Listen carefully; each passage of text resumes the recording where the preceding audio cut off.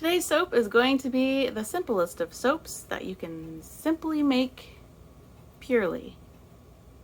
It's going to be oils, water, and lye. My friend Renee requested 3 different batches of soap from me to send to her, which was really kind of her. That's something that never happens. One of the requested batches of soap was a plain unscented soap.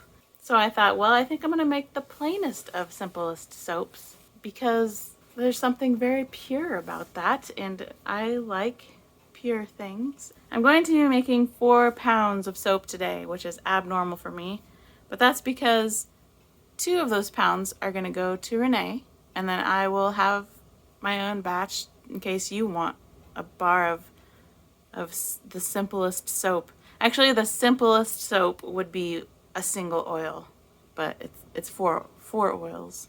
So if you'd like to stick around and watch me pour a plain, uncolored, zero design soap, then it's happening right now, and it's gonna be extremely fast because there's nothing complicated.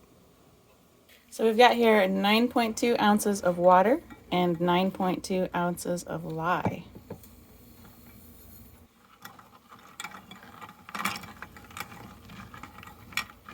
Because of Renee's challenge, I'm doing this. I've never done this, which is why I chose the simplest of the 3 requests by her to do this with first.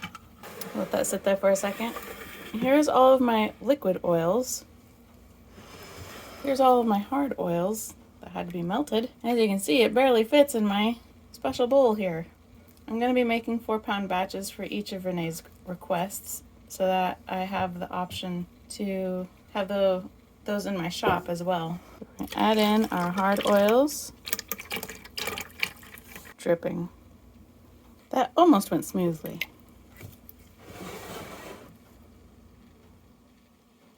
All right, well, the lye dissolved just fine.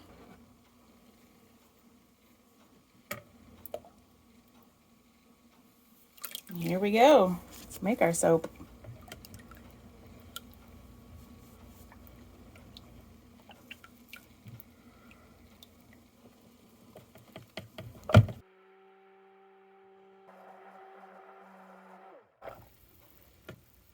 See if I can stir out a few bubbles. Here are 2 molds, 2 2-pound molds.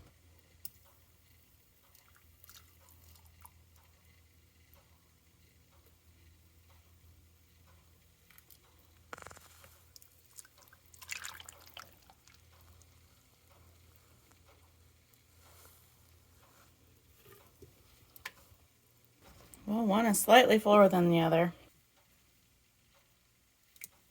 Because it's so thin, maybe I'll just try to make them even. Okay, that's pretty even. And we'll see what happens with all our bubbles and whatever. I can't believe how thin it is. I was expecting it to be thickening up quite fast since there's so little water. This was a good experiment. Okay, see you soonish. So this is like 10 hours later.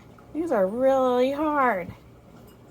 I guess I could have guessed that might happen, but I didn't know that would happen. Because there's no extra water. Hope all is well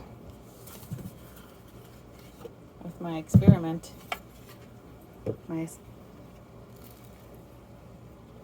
Yeah, they're hard enough to cut. Hi, Aaron. Hi. You said they were very hard soap. I made it with a minimum amount of water, basically, this morning. And now they're like hard enough to unmold already. Was that the goal? Yeah. Renee said she wanted to challenge me. So I hope that they're all right. That's all I'm hoping.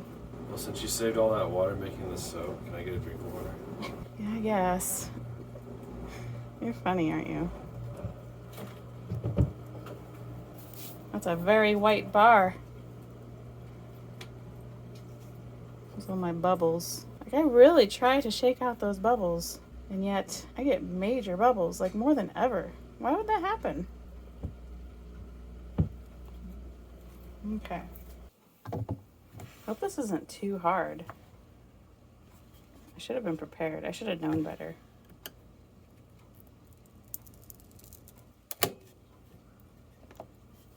Boy, that's one white bar.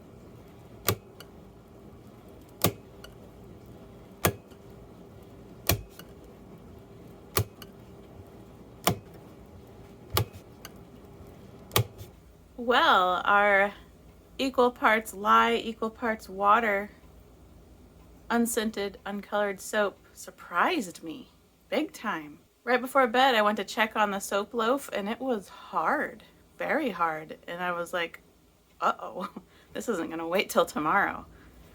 So I had to quickly cut this and it was very hard.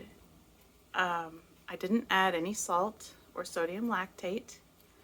I didn't add anything. You saw. It was just oil, water, and lye. It feels light, which makes sense because it's got less liquid in it. It's very hard, very white. When I was cutting it, it was kind of crumbly. It's not anymore. At first I was concerned, is this lye heavy? But I paid very close attention to make sure it was not lye heavy because of this experiment. I double checked my measurements, made sure everything was right, so it can't be lye heavy. It smells very good. It actually smells like a, what do you call it when it's all olive oil? Castile. It kind of smells like a Castile soap, which is surprising since the majority of it is lard and coconut oil. So that's interesting that it smells like that. Anyway, I will be testing this soap probably next week because of it being an experiment. And you know, I get kind of concerned when something new is going on. But Renee is the one that challenged me, and I'm going to be trying it for 2 more batches. And I'm trying to decide what I'm going to do with those batches because I am adding a fragrance oil. You know, always adds a bit of an element of challenge in itself. Thanks for giving me this challenge, Renee. I think after making the next 2 requested batches for you, I will have the decision of, do I like equal parts lye and equal parts water? So we'll see you for the next soap.